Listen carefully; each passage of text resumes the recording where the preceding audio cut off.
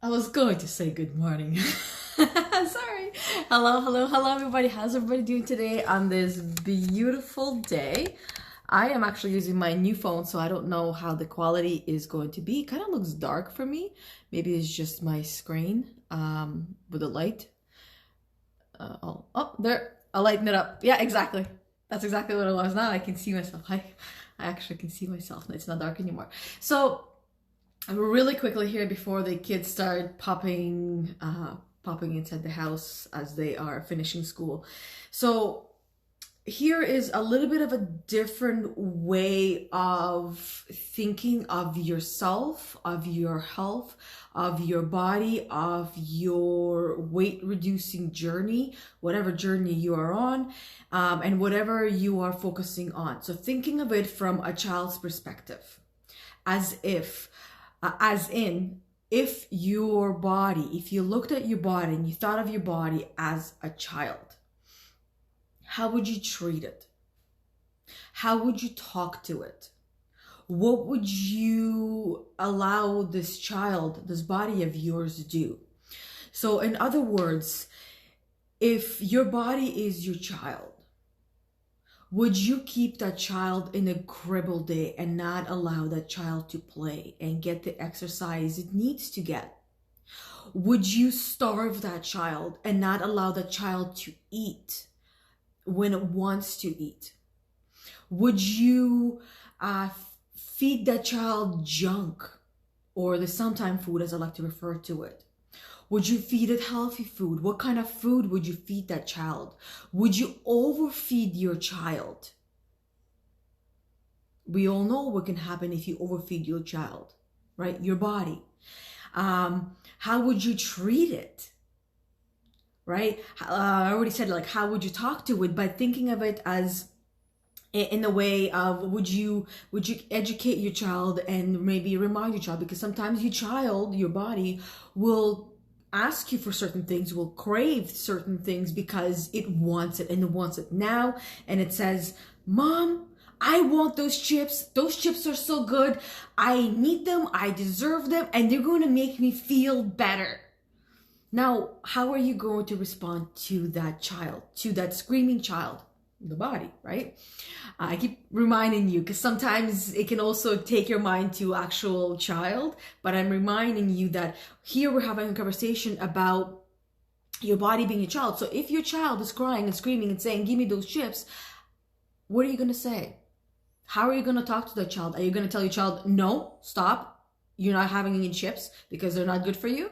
I mean, that's one way to respond, but then how is the child going to respond back? It's going to fight and argue and try to get what it wants. Your body will do the same thing. It will convince you that it needs those chips. It will convince you that it needs to have that tall glass of juice that is essentially not giving you anything, not feeding your body what it needs.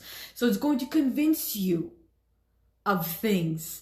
But you know, because you are actually the adult, you know that those chips are not healthy. You know that that juice is not healthy. You know that you should not be drinking a glass of milk before you eat the meal, because a glass of milk is essentially an actual meal itself.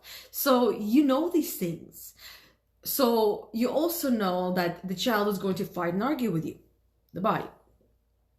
So by talking to the child in a reasonable way and making sense of what you're saying to that child, giving that child, reminding the child of the knowledge the child already has, maybe, just maybe, that child will listen and not crave those items, those things. At the same time, you don't want to... So for example, let's say your child is used to eating chocolates all the time. And now you have decided that that's it. No more chocolate for you. You're cut off. You're not eating any more chocolate. What is going to happen? You are going to experience a full-blown temper tantrum. Whether it happens in that moment, whether it happens a little bit later, it's going to happen because your body, your child, is going to cry because you can't just quit cold turkey. So in other words, if you want to get your child off certain things, off certain foods, or get your child in the habit of exercising, as opposed to sitting on the couch and eating chips, you want to slowly introduce that into your child's routine. And you don't want to overdo it. So just like if you were introducing a child to exercise, you're not going to get your child on all these exercise machines and expect that child to know everything what's going to happen. And then even more so, or even worse, you're not going to expect that child to actually stick to that and continue doing that abusive routine of using all kind of devices and machines, or going for an intense run, or whatever it is that you're doing. You're going to slowly introduce your child into something. Your body is your child. So whatever you are trying to incorporate or reteach or retrain or instill a new habit or change an old habit, you gotta be gentle with your child. You got to be doing it slowly, one step at a time, and don't punish, because nobody likes punishment. You don't like punishment. I don't like punishment. Children don't like punishments. Animals don't like punishments. Nobody likes punishments. So just remember that we are all beings, whether it's human beings or animal beings, or whatever beings, we're beings. And therefore, we're going to make mistakes. We're going to go back into our old habits, because that's where we feel safe. So recognizing that you have done that you have stepped back into the old habit, and saying, okay, that's okay. It's fine. But what do I want? Do I want to continue the old habit? Is it really serving me?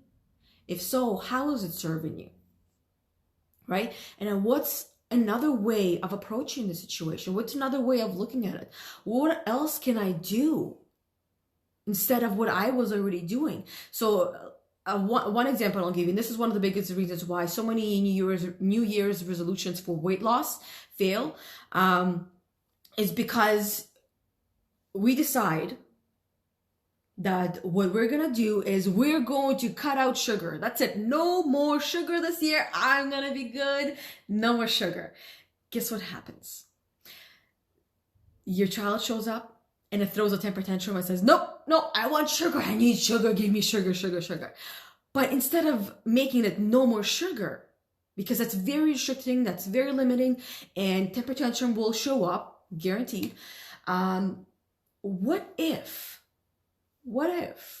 you decided that instead of cutting out all the sugar, you're just not going to add sugar to your morning coffee or to the tea, or you're not going to have that cup of juice, or you're not going to have that cup of milk, because milk still has sugar, right? Or you're not going to have that bowl of cereal. Just pick one thing from a day, maybe every day, or at least maybe even for 1 day a week. You're not going to have sugar in your drink, just a little bit, and see what happens.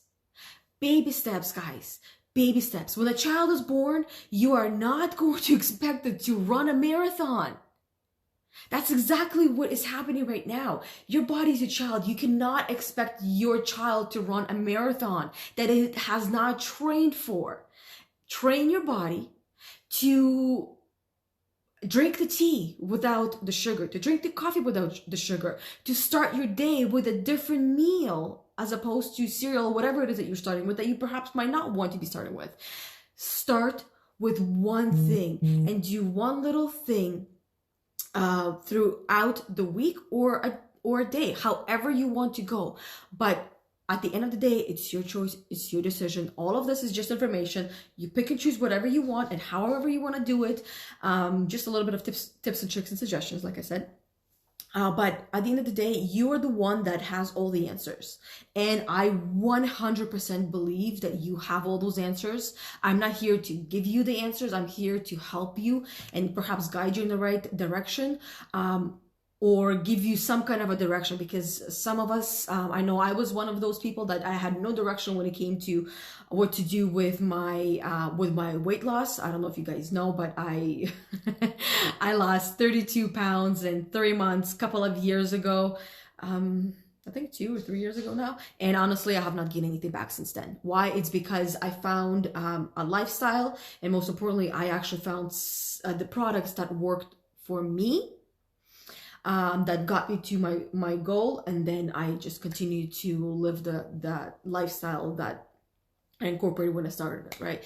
So at the end of the day, it's all about lifestyle. And right here, this conversation about talking to your body and treating your body like a child is also essentially a lifestyle, because you might want to get into that habit. You might not, talking to your body as if it was a child. If you don't, completely, that's up to you, right? You might want to talk to an adult, but I know sometimes when adults talk and conversate and talk to other adults, sometimes it can be very like demeaning and keeping you down and taking the possibilities away, taking the curiosity away, because I mean, at the end of the day, curiosity is what keeps us really excited. So anyways, I'm gonna go and greet my children off the bus, and plus the dog is scratching at the door. I don't know if you hear her, like scratch, scratch, scratch, scratch. Let me in. What I do is I keep all the bread that's starting to go bad or gets a little dry. I keep it on my table until I am ready to throw it over the fence for the birds to eat.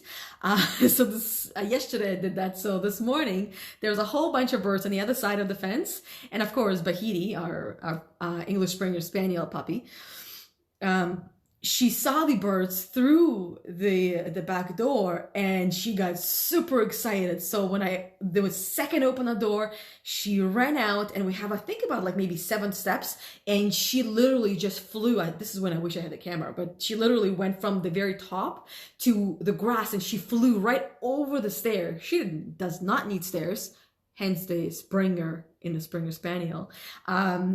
She just jumped right over the stairs and ran to the fence and scared all the birds. She's not a really big barker, so yay for that. I guess, you know what? I'd be interested to hear what funny stories do you have of your pets? Completely off topic, as well as what are your intentions with your weight loss goals, with your health goals, with your weight reducing goals, however you call them. I love to hear them, so let me know down below. Now my children have strolled through the door. I'm gonna go say hi to them. Hi, beautiful.